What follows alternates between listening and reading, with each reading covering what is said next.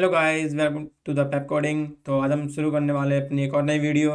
इस वीडियो में हम देखेंगे implementation of auto correlation function and partial auto correlation function. तो जैसा कि हमने देखा अपनी पिछली वीडियो में कि हमने ऑटो कोरिलेशन फंक्शन कैसे सीखा था और कैसे उसके एग्जांपल की मदद से भी सीखा था, और हमने पार्शियल ऑटो कोरिलेशन फंक्शन भी इसकी देखा था। तो हमने इस वीडियो में बताया था कि हम इसका एग्जाम इम्प्लीमेंटेशन के साथ में भी आपको एक समझाएंगे अपने आगे आगे आगे आने वाली वीडियो में। तो आज उस वीडियो की शुरुआत करते हैं। तो चलिए बिना किसी देर के शुरुआत करते हैं अपनी एक और नई वीडियो और जानने की कोशिश करते हैं और इसके इम्प्लीमेंटेशन देखते हैं। तो चलिए शुरू करते हैं। तो सबसे पहले हम अपने कुछ ज़रूरी लाइब्रेरीज को इंपोर्ट करते हैं और जो हमारे काम आने वाली हैं हमारे इस इम्प्लीमेंटेशन को पूरा करने में। तो चलिए शुरू करते हैं। तो सबसे पहले हमने इंपोर्ट कर लिया अपना पांडास, जो कि सारे सबसे ज़रूरी लाइब्रेरी है हमारे पाइथन की। उसके बाद हम करते हैं इंपोर्ट नमपाई, ये भी काफ़ी ज़रूरी है। तो हमने कर लिया import numpy as N P. तो इसके बाद करते हैं, हमें अपना ग्राफ भी प्लॉट करने के दिखाना होगा, हमें ट्रेंड और सीजनलिटी सब चीज़ में चेक करनी है। तो हम इंपोर्ट करते हैं matplotlib library, matplotlib dot pyplot. ये बेसिस जैसे आप सब जानते हो कि पाई प्लॉट हमारा प्लॉटिंग करने के काम में आता है। तो हमने मैटप्लॉटलिब डॉट पाई प्लॉट से को इंपोर्ट कर लिया एज PLT। हम इसको का जो इनलाइन फंक्शन होता है मैटप्लॉटलिब का, उसे भी ले लेते हैं और हम इसमें अब इंपोर्ट करते हैं मैटप्लॉटलिब, जो कि हमारा काम आने वाला है इम्प्लीमेंटेशन के अंदर। और इसका अब हमें क्या करना है, इस ग्राफ के अंदर हमें ना अपनी जो एक्स मैक्सिमम एक्स लाइन और मिनिमम एक्सेस जो लाइन है वो ड्रॉ करनी है, जिससे हमें पता पड़ सके कि हमारा जो ट्रेंड हो, ग्राफ का जो ट्रेंड है वो उसके अंदर हमें बेसिकली कोरिलेशन दिखाना होता है कि जो हमारे पास्ट की वैल्यूज़ हैं और हमारे जो प्रेजेंट की वैल्यू है उसको हम फ्यूचर में कैसे प्रेडिक्ट करेंगे।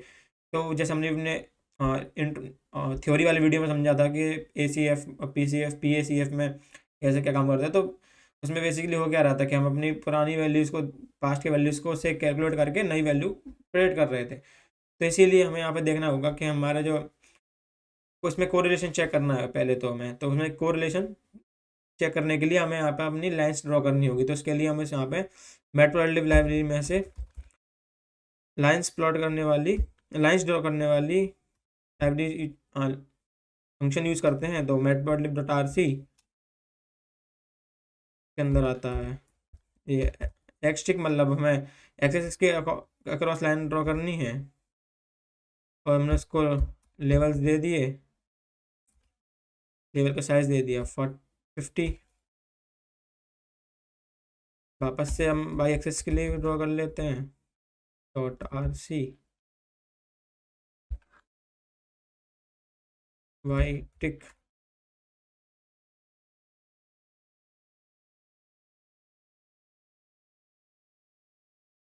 इसका भी हम लेवल साइज दे देते हैं 50। अब हमें क्या करना है, अब हमें एक और इम्पोर्टेंट लाइब्रेरी अपनी यूज़ करनी है, वो होती है SNS C1, जो तो सब आप सब जानते ही होंगे कि हम उसको क्यों यूज़ करते हैं। तो शायद मुझे बताने की जरूरत ना पड़े, क्योंकि हम मशीन लर्निंग में ऑलरेडी काफ़ी बार उसको यूज़ कर चुके हैं। तो है SNS।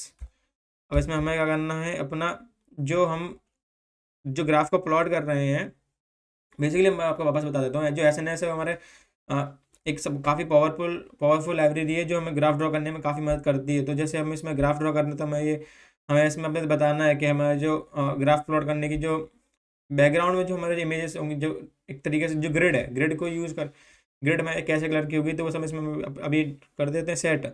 हमें करना क्या है, तो SNS.set हमने उसमें स्टाइलिंग दे दी। जैसे हम HTML से टाइम पे CSS में स्टाइलिंग देते थे, वैसे हमने यहाँ पे स्टाइलिंग दे दी इसको। हमें वाइट ग्रिड चाहिए और उसके अंदर जो भी हम ड्रॉ कर रहे हैं उसका कलर वो खुद से ले ले। तो उसमें हम डाल देते हैं colour code equals to true. अब हमें सबसे मेन चीज़ हमें अभी इसमें काम करने वाले हैं वो A C F P A C F. तो अब हम इसको इंपोर्ट करते हैं। तो वो इंपोर्ट कहाँ से होगी, जैसे हमने आपको अपनी वीडियो में बताया था पहले कि स्टेट्स मॉडल एक लाइब्रेरी, उससे हमें इंपोर्ट करना है स्टेट्स मॉडल हमारे। जैसे हम मशीन लर्निंग में सेकंड लेंस से करते थे, सेकंड लेंस से कोई भी लाइब्रेरी में चाहिए होती है इंपोर्ट कर लेते हैं। जैसे यहाँ पे स्टेट्स मॉडल जो हमारे स्टेटिस्टिक्स के जितने भी मॉडल्स हैं वो सब मशीन लर्निंग में जो हम यूज़ करते हैं वो सब वहीं से उठाते हैं। तो चलो बिना किसी देरी के इसको इंपोर्ट कर लेते हैं। Stats model dot T C A मतलब टाइम सीरीज एनालिसिस के अंदर से हमने उठाया स्टेट का एक टूल, मतलब स्टेट टूल्स, और हमने इसको इंपोर्ट कर दिया ए सी एफ और पी ए सी एफ हमने इंपोर्ट कर लिए। टाइम सीरीज एनालिसिस के एक स्टेट्स के टूल्स के अंदर से हमने ए सी एफ और P A C F import कर लिए। तो इसको हम रन करके देखते हैं भी कनेक्ट हो रहा है हमारा गूगल क्लैब से। तब तक हम आगे का कोड थोड़ा कोड लिख लेते हैं। तो जैसे हम इसमें हमें ट्रेंड कराना है ग्राफ, तो हम क्या करेंगे, सबसे पहले हमें डेटा पॉइंट्स लेने हैं। तो डेटा पॉइंट लेने के लिए हमने मशीन लर्निंग पढ़ा था कि हम लेने स्पेस यूज़ करते हैं। लेने स्पेस से क्या होता है, हम उसको कोई दो पैरामीटर देते हैं, उसके बीच में जो तीसरा पैरामीटर होता है उसको हम इसको प्रोवाइड करते हैं, जिससे वो बताता है कि हमें जो स्टार्टिंग हमने जो दो पैरामीटर दिए थे उसके बीच के जो थर्ड पैरामीटर के थर्ड पैरामीटर में पॉइंट चाहिए हमें। तो जो आपको लिख के दिखाता हूँ जिसको आपको ईजिली समझ में आ सके। तो हमने एक ले लिया वेरिएबल ए, वेरिएबल या ऑब्जेक्ट बोल सकते हैं। तो उसमें हमने इसको नमपाई के अंदर लिनस्पेस, उसके अंदर हमने इसको दे दिया कि हमें 0 से लेके 20 तक की अंदर बीच की वैल्यू चाहिए। हमें कितनी वैल्यू चाहिए तो वो बताएंगे थर्ड पैरामीटर में। तो हमने बोल दिया 0 से लेकर 20 तक की हमें 500 वैल्यू चाहिए। तो ये क्या करेगा, हमें इक्वली डिस्टेंस वैल्यू दे देगा। जैसे हमने इसको बोला होता कि 0 से 1 के बीच में हमें 3 वैल्यू चाहिए, तो क्या करेगा 0.5 और 1, तो तीनों के बीच का डिफरेंस इक्वल होगा। तो ऐसे ही हमें इक्वली डिस्टेंस वैल्यू दे देगा 0 से 20 के बीच में 500 इक्वली डिस्टेंस वैल्यू। तो ठीक है, अब हम आगे का देखते हैं। अब आगे हमें क्या करना है, अब आगे हमें करना है, हमने एक्सेस का तो ले लिया कि यार हमें एक्सेस में क्या चाहिए। हमें एक्सेस में हमने डाल देंगे इसको टाइम सीरीज वाला, क्योंकि हमने जैसे बताया था कि जितने भी टाइम सीरीज एनालिसिस के हमारे इम्प्लीमेंटेशन होंगे उन सभी में हमें एक्सेस पे टाइम सीरीज टाइम के अकॉर्ड जो टाइम के बेस्ड जो हमारा पैरामीटर होता है हम वही लेते हैं। तो हम बाई एक्सेस पे क्या लेंगे, तो बाई एक्सेस में हमने ले लिया कोई भी रैंडमली वैल्यू उठा लेते हैं नॉर्मल डिस्ट्रीब्यूशन की। तो चलिए हम इसमें लेते हैं बी, एक और हमने बना लिया के बाद हमने इसको लिख दिया नमपाई के अंदर से रैंडम नॉर्मल वैल्यूज ले ली।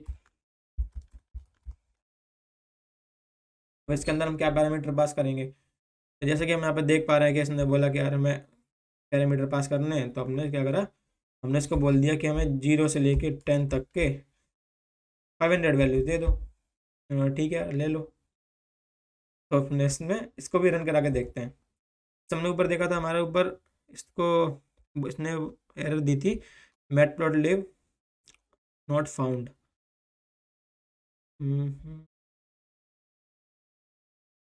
Okay matplotlib not found. Okay इसमें हमें ऐसा समझ में आया, इसमें दिक्कत क्या थी, मैंने थोड़ी हमें सिली मिस्टेक्स कर दी। आपको ये सिली मिस्टेक्स नहीं करनी। मैंने यहाँ पे मैट प्लॉट लिव करना था, मैंने इसको मैट लिव कर दिया, और यहाँ पे मैट प्लॉट लिव ही करना था और मैंने वापस से इसको मैट प्लॉट कर दिया। तो कोई बात नहीं, ये सब सिली मिस्टेक्स तो होती रहती हैं, बट आपको ये सब सिली मिस्टेक्स नहीं करनी है। ये वापस से एरर दे रहा है कुछ, चलिए देखते हैं क्या एरर दे रहा है हमें। अच्छा अच्छा, ये इसमें एरर दी, इसमें हमने पहले मिस्टेक वापस से कर दी।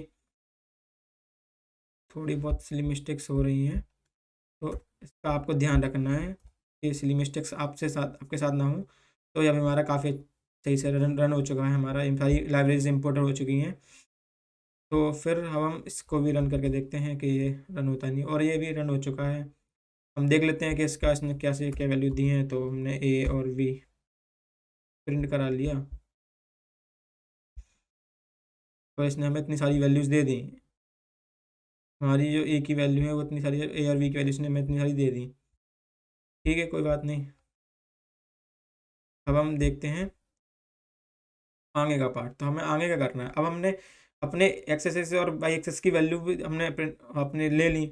अब हमें करना क्या है, अब हमें इसमें कोई सा मॉडल मेथड लगाना है। तो उसमें हम क्या करेंगे, हम मूविंग एवरेज मेथड तो लगा, पता ही है आपको, काफ़ी मतलब काफ़ी इंपॉर्टेंट मेथड है वो काफ़ी कॉमनली यूज है मेथड भी है, तो हम इसको हर जगह यूज़ करते हैं। तो हम उसी को यूज़ करते हैं। तो उसमें से हम एक, ऐसे हमने पढ़ा था उसके 3 पार्ट होते हैं। तो ऐसे में सिंपल मूविंग एवरेज एक होता है, CMA कोवोल्यूशन मूविंग एवरेज एक होता है, एक्सपोनेंशियल मूविंग एवरेज। तो इसमें सभी यूज़ करेंगे एक्सपोनेंशियल मूविंग एवरेज, क्योंकि वो काफ़ी ज़्यादा उसका रिजल्ट आता है, वो काफ़ी अच्छा आता है, मैक्सिमम टाइम पे उसका रिजल्ट काफ़ी अच्छा आता है, वो काफ़ी फास्ट और इजी भी होता है बाकी दोनों से, इसलिए हम उसको सबसे पहले उसी को चेक करते हैं।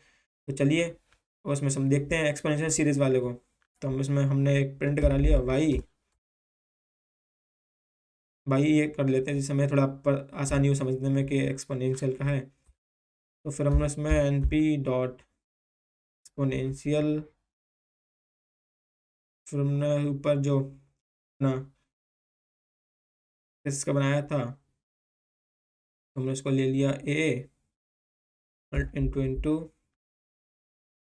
0.5। ये हमारा हो गया एक्सपोनेंशियल ग्राफ बन जाएगा हमारा। तो चलो ठीक है, इसका हम क्या कर देंगे, अब हमने एक्सपोनेंशियल का सीरीज पे हमने ऐड कर ली।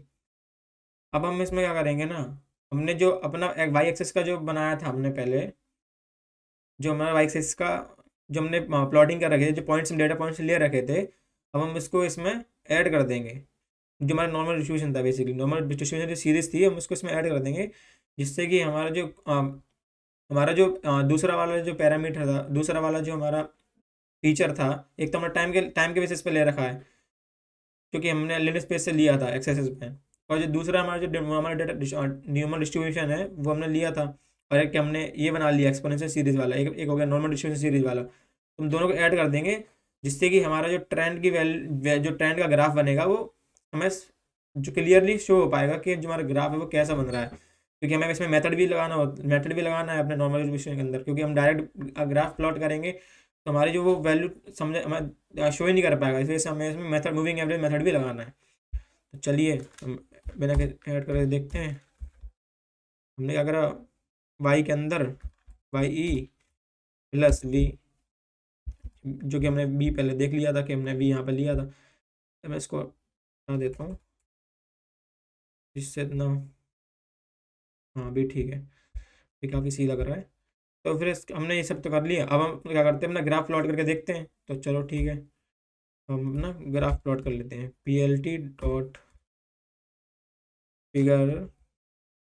तो हमने उसको फिगर का साइज़ दे दिया कि हमें जो फिगर चाहिए उसमें वो कैसा क्या होना चाहिए।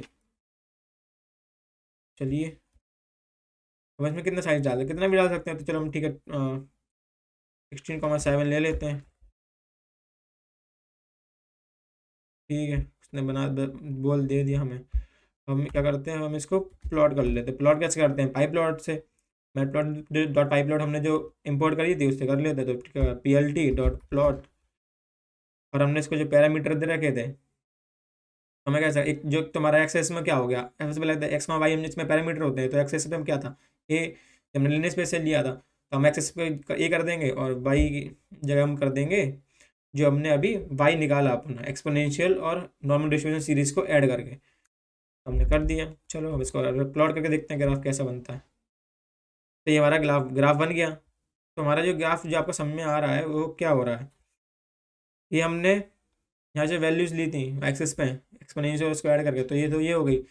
और ये हमने जो अपनी 0 से लेकर 20 के बीच में हमने जो वैल्यूज़ लेनी थी हमें 500, तो वो इसका से ग्राफ प्लॉट कर दिया उन दोनों के बीच का। तो फिर जैसे आपको देख पा रहा है ये हमें ट्रेंड शो नहीं हो रहा इतना अच्छे तरीके से, क्योंकि ये ऊपर नीचे ऊपर नीचे ऊपर नीचे जाता जा रहा है। तो लेकिन इसमें हम सीजनलिटी देख सकते हैं, तो हमें लेकिन काफ़ी क्लियरली समझ में नहीं आ रहा कि इस ग्राफ में हो क्या रहा है। तो इसके लिए हम क्या करेंगे, हम इसमें इस बीच की कोरिलेशन चेक करते हैं। जैसे हमने बताया था कि हमें आगे की वैल्यू प्रेडिक्ट करनी है, हमें हमारा जो ग्राफ है वो कैसा जाने वाला है। तो हम इसमें पहले इसमें जो पास्ट की वैल्यूज में बीच में कोरिलेशन चेक करते हैं। तो वही तो यहाँ पे हो रहा है ऑटो कोरिलेशन फंक्शन और पार्शियल ऑटो कोरिलेशन फंक्शन में, हम इसीलिए यूज देख रहे हैं इम्प्लीमेंटेशन। तो चलिए हम देखते हैं ऑटो कोरिलेशन फंक्शन क्या को कैसे कॉल करते हैं और वो कैसा क्या काम करता है। ठीक है देखते हैं, इसमें काफ़ी सारे लैग्स भी आ रहे हैं तो देखेंगे। कि कैसे क्या काम होता है। तो चलिए हम कॉल करते हैं। तो हमने क्या करा, हमने पहले सबसे पहले लेग देख लिए कितने लेग आ रहे हैं। ऑटो कोरिलेशन फंक्शन में वही तो करते थे हम, ऑटो कोरिलेशन फंक्शन में लेग्स देखते थे कितने लेग्स आ रहे हैं, तो फिर उसको उसके जो नॉइज आती थी उसके अंदर उसको रिमूव कर देते, तो PSPACF निकाल बता देता था वो हमें। ठीक है देखते हैं। हमने क्या करा, लेग ACF उठा, और हमने ACF तो पहले इम्पोर्ट कर रखा है। जो ये हमारा मतलब प्री डिफाइंड लाइब्रेरी टाइप का है, मेथड है, जो हमें अपने स्टेट्स मॉडल लाइब्रेरी के अंदर से जो हमारा टाइम सीरीज एनालिसिस के में जो स्टेट्स का टूल है उससे हम इम्पोर्ट करा था पहले। तो वही हमारा सबसे पहले, ये पहले से प्री डिफाइंड है, तो हमें काफ़ी इजीली हो जाता है काम करने में, वरना हमें पूरा कोड लिखना होता है इसका। तो चलिए यूज़ करते हैं। और इसमें अगर हमने जो वाई वाला पैरामीटर था हमें वो डालना है, तो हम इसमें डालते हैं। वाई एक्सिस पे क्या था हमारा, हमने वाई तो वाई ले रखा था।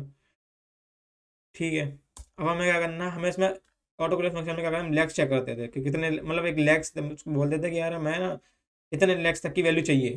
तो इसमें काफ़ी सारे लेग्स दे रखे हैं, जैसे ऊपर नीचे ग्राफ ही जाया जा रहा है, तो हमें पता ही नहीं पड़ पा रहा कि कितने लेग्स होंगे इसमें। तो हमने क्या बोला, उसको बोल दिया कि यार हमें तुम 300 लेग्स तक की ग्राफ दे दो, प्लॉट कर दो। ठीक है, तो ये हमारा रन हो गया। अब हमें क्या करना है, हमें इसमें प्लॉटिंग करनी है। हमने इसको बोल तो दिया कि यार ACF यूज़ करके हमें इतना दे दो। अब प्लॉट करने के लिए हमें क्या करना होगा, पूरे इसके अब प्लॉट के जितने फिगर बताना होगा उसको और उसको बताना होगा कि हमें ये सब चीज़ चाहिए उसमें। तो देखते हैं क्या होता है। तो हम इसको प्लॉट करते हैं अपने PACF ग्राफ में। तो चलिए PLT डॉट फिगर, तो हमें फिगर का साइज दे देते हैं, कितना चाहिए हमें देना है। फिगर का साइज हो गया हमारा 16,7। ठीक, अब हम देखते हैं इसमें हमें जो हमने लेग ACF यूज़ करा है उसको हम प्लॉट करना है। तो उसको हम देखते हैं। तो PLT dot plot leg underscore ACF। हम इसको भी एक ऐसा दे देते, ऐसा मार्क दे देते हैं जिससे हमें समझने में आसानी हो, तो हम इसको मार्कर दे देते हैं। Marker equals to capital D, तो ये मैं डायमंड शेप में दे देगा। ठीक है, तो PLT डॉट, अब हमें क्या करना है, हमें इसमें पता करनी है कि हमारी जो कोरिलेशन आ रही है ना, तो वो का किस पॉइंट तक जा रही है। तो उस पॉइंट की हमें वाई एक्सिस पे क्या वैल्यू होगी।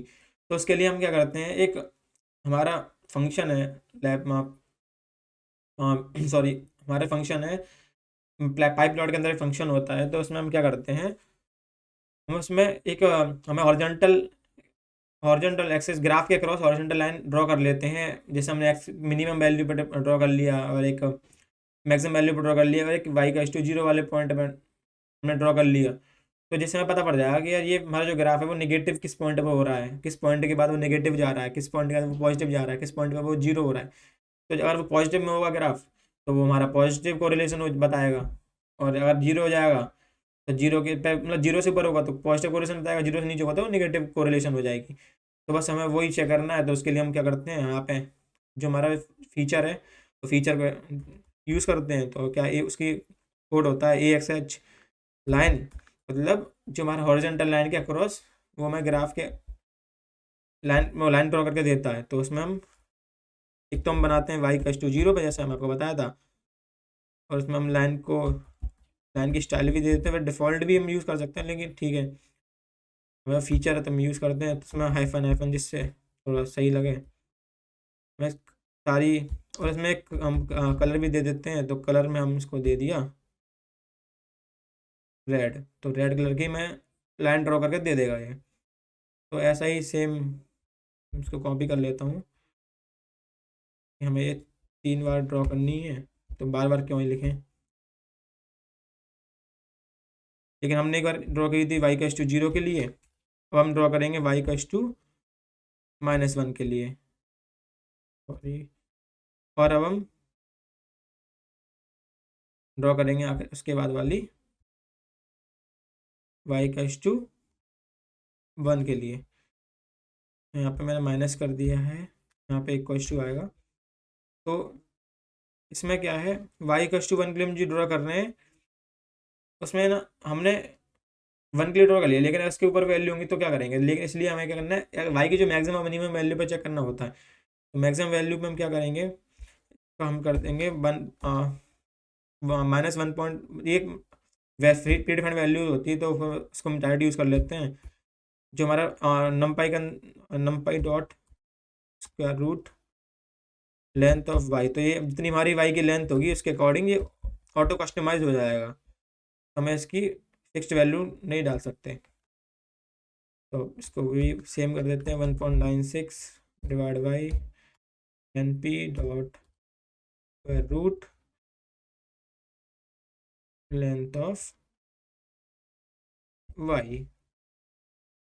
तो ठीक है, ये हमारा हो गया। अब इसमें हमने लाइन स्टाइल भी दे दी और कलर भी हमने इसको दे दिया। तो चलिए फिर हम आगे की चीज़ देखते हैं। तो अब आगे क्या करना है, हमें इसमें थोड़ा अच्छा बनाने के लिए, ग्राफ को समझाने के लिए कि हम किसका ग्राफ बना रहे हैं, कौन से एक्सेस पे क्या चीज़ है, तो उसको हम थोड़ा टाइटल भी दे देते हैं। हमारे फीचर तो है ही है पाइप प्लॉट के काफ़ी सारे, तो हम इसको यूज़ तो कर ही सकते हैं। तो हमने इसको टाइटल दे दिया हमारे ग्राफ को, क्या हमें ये ग्राफ बना रहे हैं, वो हमारा है ऑटो कोरिलेशन फंक्शन का। तो ये भी हमने कर लिया। अब हम क्या करेंगे, वही हमने लेवलिंग करनी है। तो हमने क्या करा, जो हमारा एक्सेस पे जो होगा हमारा एक्स लेवल,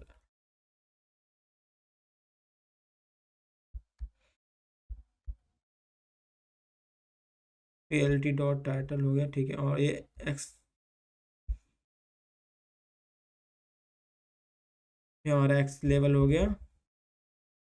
एक्स लेवल में हमें क्या करना है, इसमें हमें बताना है कि हमारा ये जो एक्स लेवल है वो किसका है, नंबर ऑफ लेग्स का, जो कि हमने इसको बताए नंबर ऑफ लेग्स बताने हैं कितने, वही तो हम कर ही रहे करते ही है जो हमारा। तो फिर PLT डॉट वाई एक्स पे की लेवलिंग कर देते हैं। तो वाई एक्सिस के लेवल पे क्या होगा, जो हमें बताएगा कि हमारे जो ग्राफ है उसके बीच की कोरिलेशन।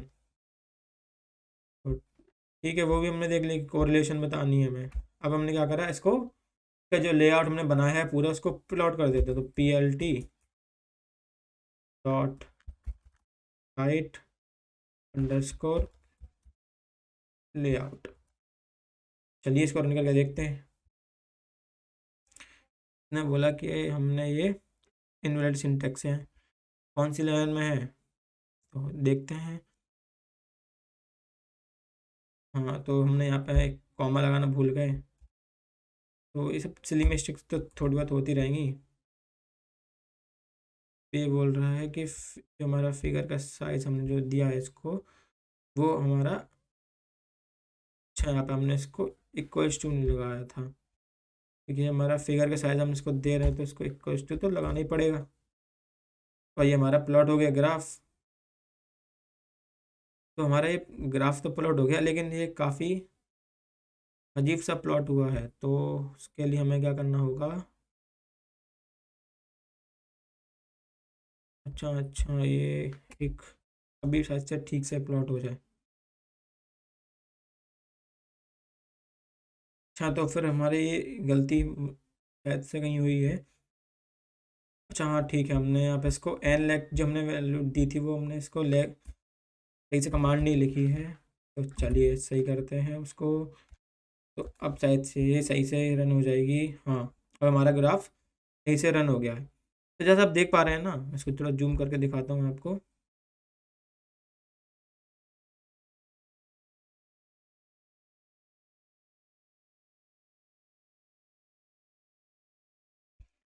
ये हमारा जो ग्राफ ड्रॉ हो रहा है, इसमें कितनी सारे वेरिएशन वेरिएशन आ रहा है जो मैं शो ही नहीं हो पा रहे हैं। ये देखिए कितना ज़्यादा माइन्यूट चेंजेस आ रहा है जो मैं शो नहीं हो पा रहा है, कि हम देख ही नहीं पा रहे हैं कि हमारा जो ग्राफ है वो कैसे नीचे हो रहा है ऊपर हो रहा है, क्योंकि काफ़ी ज़्यादा पॉइंट्स डेटा पॉइंट्स हमने ले रखे हैं, उसमें लैग बहुत ज़्यादा जगह आ रहा है। तो उसको क्लियर करने के लिए हम क्या करते हैं, हम यूज़ करते हैं PACF, जो हमें काफ़ी ईजिली बताएगा कि हमने क्या यूज़ करना है। क्योंकि हम इसमें समझ ही नहीं पा रहे हैं। तो जैसे हमने आपको होगा आपने ये लाइन क्यों यूज़ कर रखी है, तो उसका भी आपको मतलब समझाता हूँ। तो मैंने बताया था ना कि ये हमारे बाई की मैक्सिमम वाली लाइन हो गई, ये मिनिमम लाइन बना दी, और ये जीरो के बीच बीच में। हम देख पा रहे हैं कि हमारा जो हमने जो नंबर ऑफ लेग्स ले रखे हैं ना, तो जो यहाँ पे कहीं पे हमारे 175 या 160 मान लेते हैं, 160 कहीं पे ये सारी लाइन को टच कर रहा है। मतलब यहाँ तक हमारी ये कुछ ना कुछ कोरिलेशन तो होगी, क्योंकि हमारा जीरो यहाँ पे इस पॉइंट पे हो गई, मतलब 175 के अक्रॉस हमारी जो कोरिलेशन है वो जीरो हो गई। मतलब हमारे यहाँ पे रिलेशन तो है ही नहीं है, हमारा जो हमने डेटा दे रखा है इसको पूरा, तो उसके जो डेटा पॉइंट्स के हमने प्लॉट कर रखे हैं उसमें यहाँ पे आगे कोरिलेशन है नहीं। मतलब एक ऐसा टाइम आ गया यहाँ पे दो पॉइंट्स के बीच की रिलेशन बिल्कुल जीरो हो गई, और उसके पहले हमारी पॉजिटिव कोरिलेशन थी, इसके नीचे से पहुँच जाएंगे जीरो के नीचे तो निगेटिव कोरिलेशन आ जाएगी। तो बेसिकली वैसे ये हमारी 3 लाइन्स है वो यही बताने की कोशिश कर रही हैं। तो हम अब क्या करेंगे, अब हम देखते हैं इसके काफ़ी सारे पॉइंट्स को हम कम कर देंगे, इसकी जो नॉइज़ है वो नॉइज़ को कम रिमूव कर देंगे, और फिर हम देखेंगे कि पार्शियल ऑटो कोरिलेशन फंक्शन इसको कैसे सही करता है, सही से काम कर पाता है। तो चलिए बिना किसी देरी के शुरू करते हैं पार्शियल कोरिलेशन फंक्शन के बारे में। तो उसको कैसे हम कैसे कॉल करते हैं, तो चलिए वही सेम प्रोसेस है उसका भी। लैग PACF इक्वल्स टू, हमने ऑब्जेक्ट बना ही लिया तो PACF, ये भी इसका प्री डिफाइंड पड़ा हुआ है पहले से ही। PACF के अंदर हमने इसको वही पाई हमने को पास करा दिया पैरामीटर, और उसमें लैक्स दे दिए कि हमें लैक्स के कब तक कितने लैक्स तक चाहिए। तो इसमें हम क्या करते हैं, पार्शियल PAL जो CF है हमारा पार्शियल ऑटो कोरिलेशन फंक्शन, उसमें हम क्या करते हैं, इसमें हम कम लैक्स नंबर ऑफ लैक्स पे काम करते हैं, जिससे हमें काफ़ी इजीली अपना जो ग्राफ है समझ में आ सकता है। क्योंकि हमें ज़्यादा जो हमारी पास की वैल्यू ACF में क्या होता था, हमें सारी जितनी भी पास की वैल्यूज हैं उन सबको समझ के देख के जानकारी करके तब हम अपनी फ्यूचर की वैल्यू प्रेडिक्ट करते थे। लेकिन PACF क्या करता है, ये पार्शियली डेटा उठाता है, थोड़ा सा डेटा उठाएगा उसमें समझेगा और फिर आगे का वैल्यू प्रेडिक्ट कर देगा। तो बस इसका हम इसमें इसलिए अच्छा हमने पहले 300 नंबर ऑफ लैक्स लिए थे, तो हम इसमें हम 30 नंबर ऑफ लैक्स लेके देखते हैं। पर हमने इसमें उसका जो मेथड लगाना है वो हमने मेथड लगाते हैं, हमें मेथड लगाना है OLS, जो कि हमने अपनी पुरानी वीडियो में पढ़ा हुआ है कि OLS क्या होता है। तो चलिए अब हम इसको भी प्लॉट कर लेते हैं, तो बार बार प्लॉट करने से अच्छा है हम इसको यहीं से कॉपी कर लें, तो जो प्लॉट वाला कोड है हमारा उसे यहाँ पे पेश कर दें। इससे हमारा टाइम की बचत होगी, और मैं समझ करना तो वही काम ही है सेम, बस यहाँ पे थोड़ा एडिट करनी है। यहाँ पे पहले में ऑटो कोरिलेशन था, अब हम इसको पार्शियल ऑटो कोरिलेशन फंक्शन कर देते हैं, बाकी सब सेम ही रहने वाला है।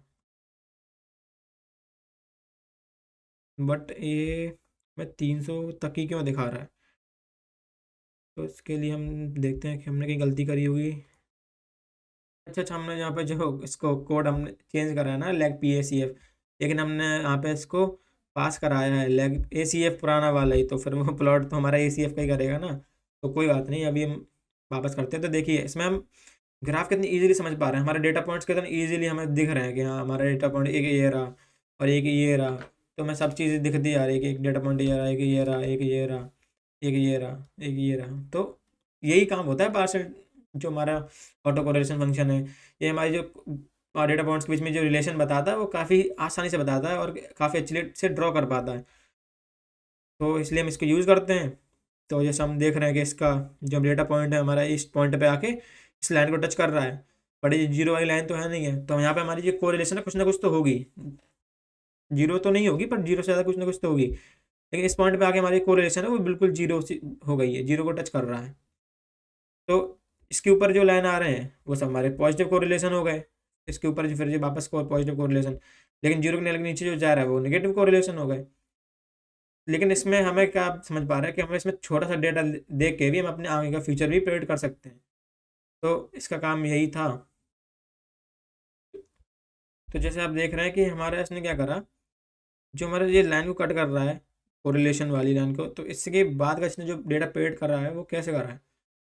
यहाँ पे तुम्हारी कोरिलेशन जीरो हो गई थी ना, तो इसने फिर हमारा क्या करा, इसके आगे का जब उसने डेटा प्रेडिक्ट करा तो उसमें रिलेशन कैसे ढूंढी, तो उसने रिलेशन आगे की ऐसी ढूंढी जो उसने पुरानी वैल्यू का डेटा चेक करा, पूरा डेटा पॉइंट उसने चेक कर रखे छोटी सी वैल्यू, पहले हमारे पास बहुत सारे डेटा था तब हमारा डेटा प्रेडिक्ट कर रहा था, लेकिन हमें आपने क्या करा कि कोरिलेशन के बाद जो हमारा डेटा प्रेडिक्ट हो रहा है ये पूरा, वो कैसे कर रहा है, वो कर रहा है हमारा पीछे का डेटा को, छोटे से डेटा को देख के, कम डेटा पॉइंट से भी वो हमारा प्रेडिक्ट कर पा रहा है, तो ये काफ़ी यूज़फुल है।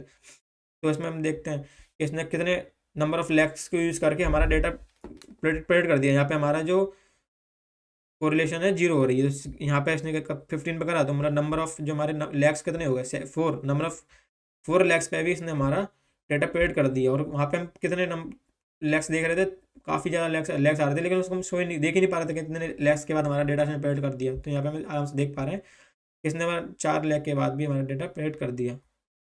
तो इस वीडियो के लिए इतना काफ़ी है। आई होप आप सब कुछ समझ गए होंगे इस इम्प्लीमेंटेशन में हमने क्या करा, कैसे करा, हमारा ऑटो कोरिलेशन फंक्शन और पार्शियल कोरिलेशन फंक्शन कैसे काम करता है, कैसे उसका हम ग्राफ ड्रॉ कर रहे थे, कैसे कैसे अलग अलग लाइब्रेरीज को इम्पोर्ट करके उसको काम करना सीखा।